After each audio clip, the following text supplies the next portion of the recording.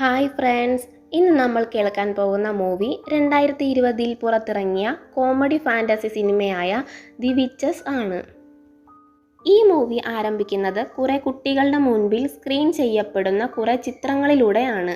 വിച്ചസിനെ കുറിച്ചുള്ള ചിത്രങ്ങളിലൂടെ സ്ക്രീൻ ചെയ്യുന്ന ചിത്രങ്ങളോടൊപ്പം ഒരാൾ വിച്ചസിനെ പറ്റി സംസാരിക്കുന്നുണ്ട്.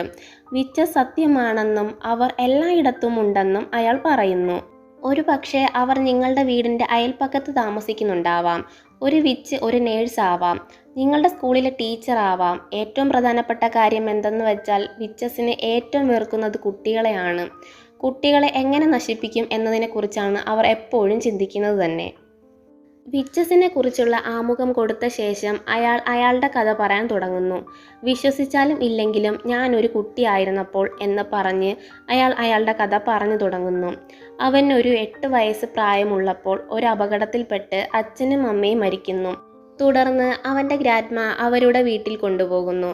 പേരൻസിൻ്റെ മരണത്തിൽ നിന്ന് റിക്കവർ ആവാത്ത അവനെ സന്തോഷിപ്പിക്കാൻ വേണ്ടി ഗ്രാൻഡ്മ പല വഴിയും നോക്കി.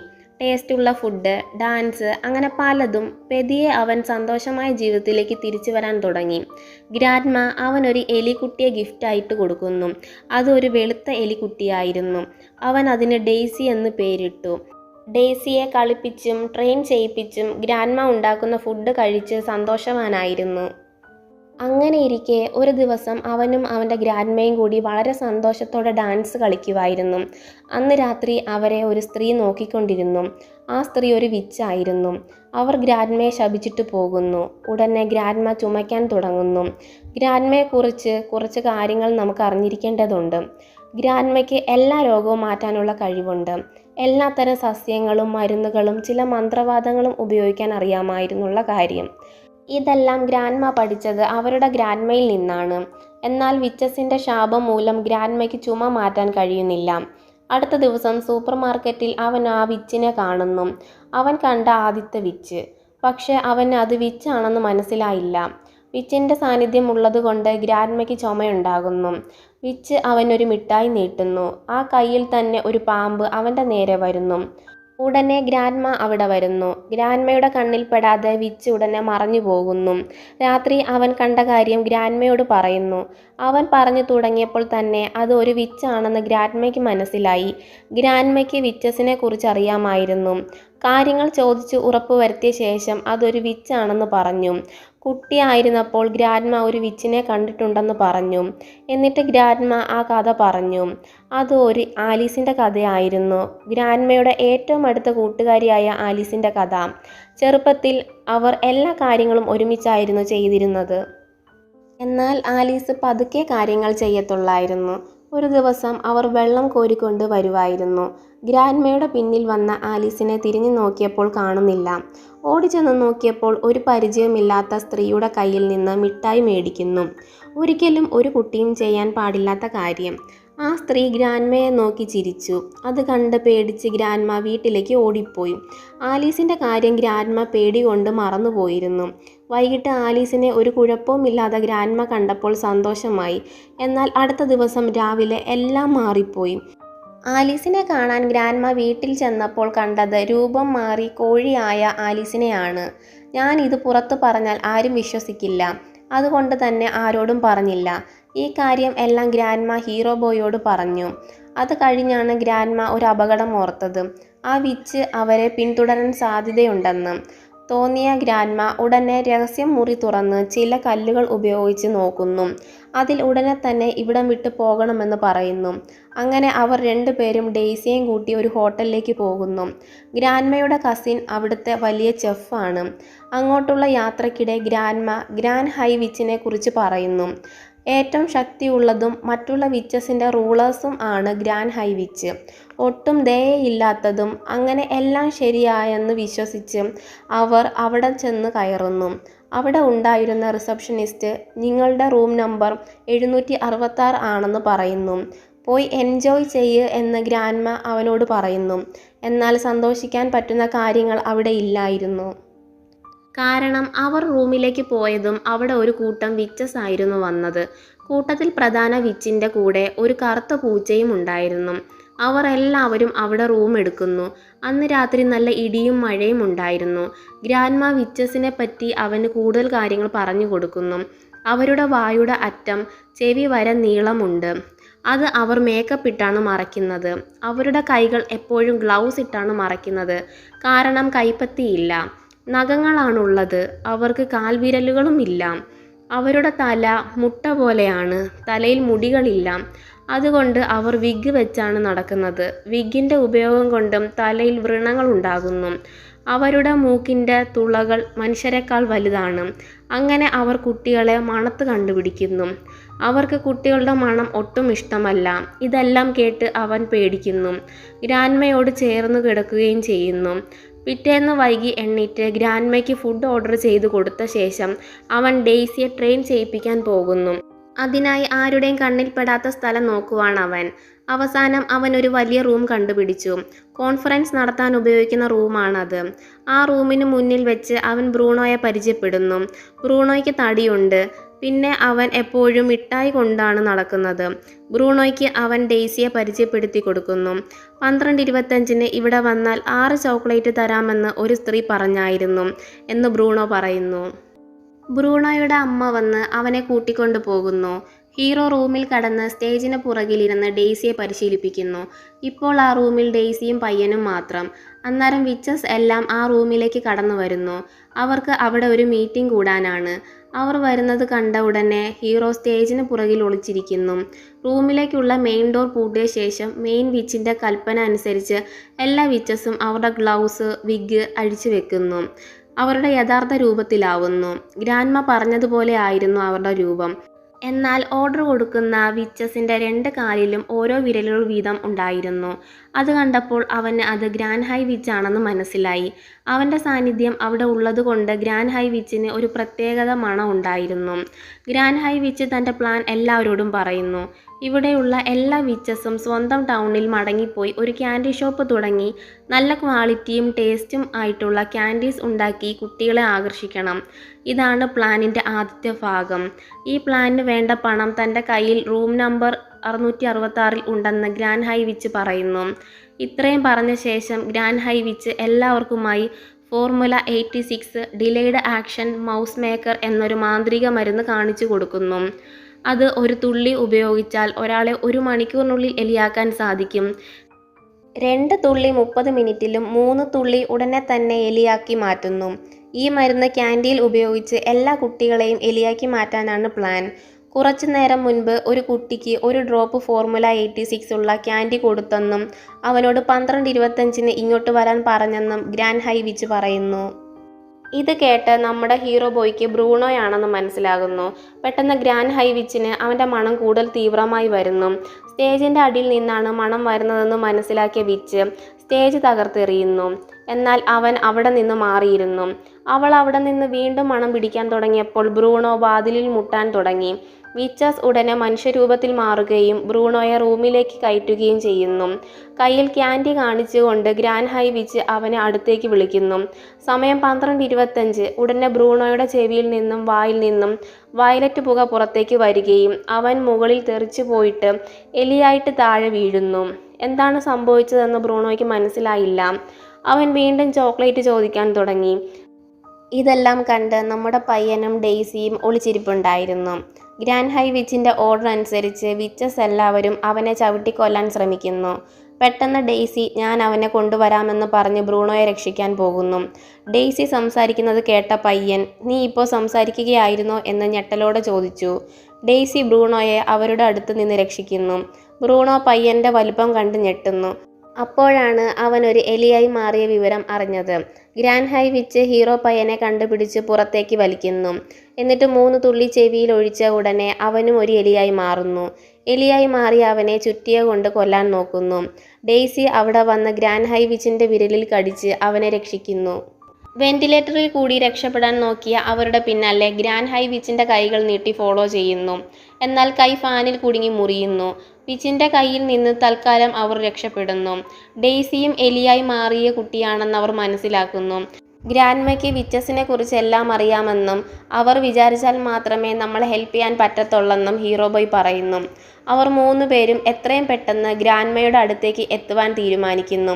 അടുക്കളയിൽ നിന്നുള്ള വെന്റ് വഴി പോയാൽ എത്തുമെന്ന് അവർ വിശ്വസിക്കുന്നു. അങ്ങനെ അവർ എലിവേറ്ററിൽ ഒളിച്ചു കയറി 4th ഫ്ലോറിൽ എത്തുന്നു.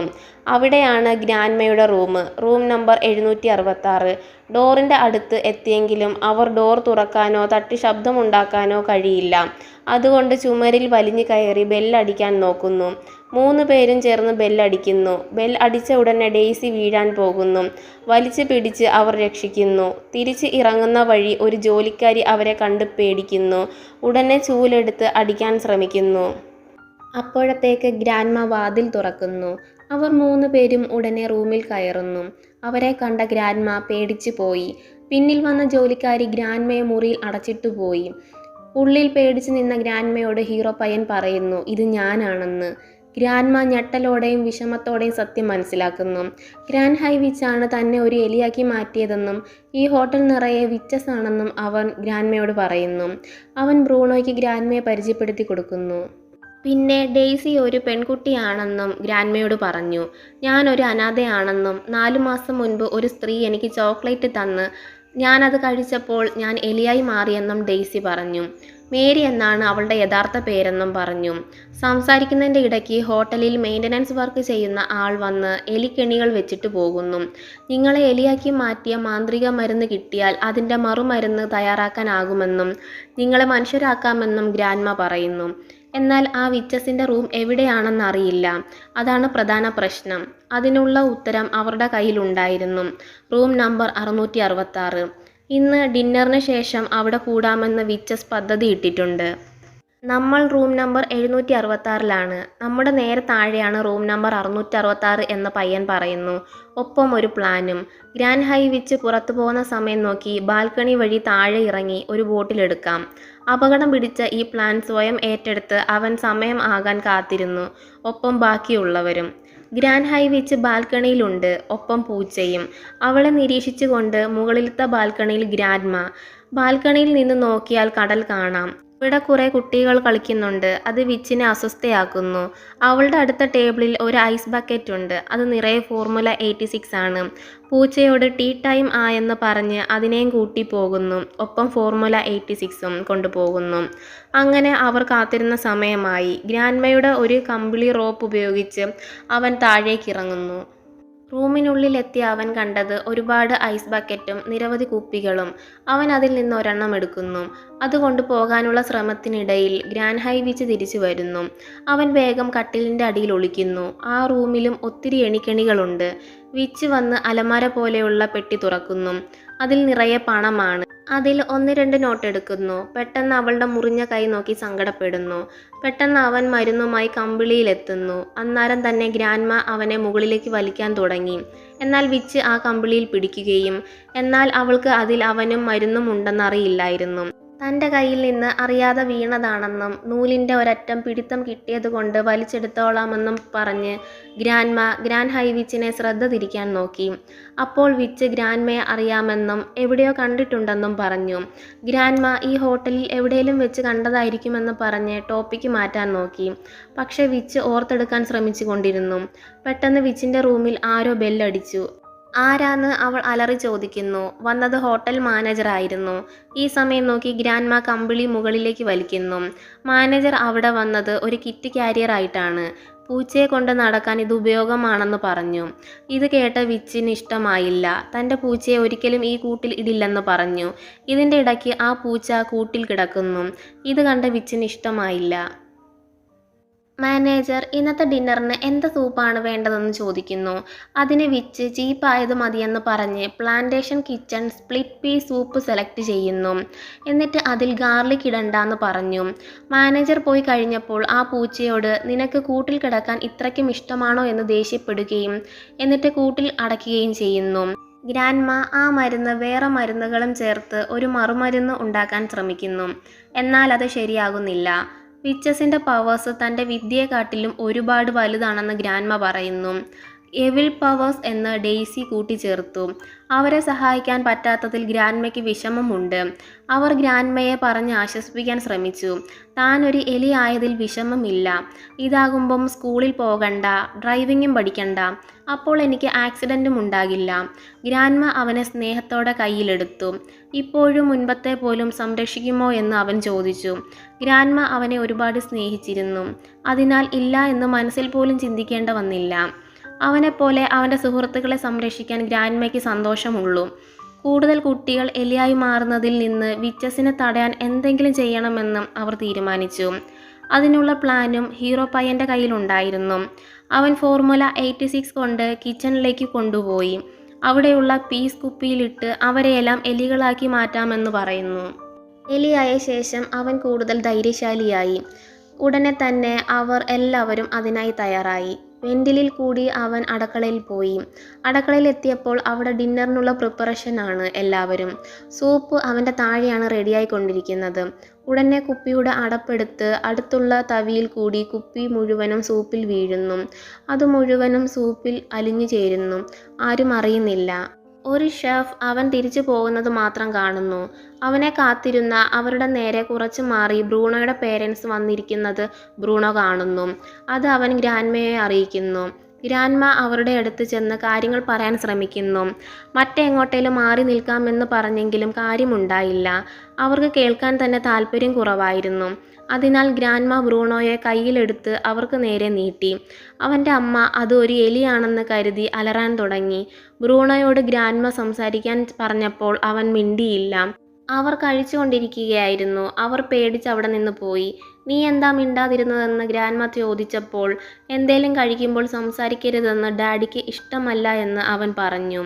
അപ്പോഴേക്കും പ്ലാൻ പ്രകാരം എല്ലാം പൂർത്തിയാക്കി. ഹീറോ ബോയ് തിരിച്ചെത്തി.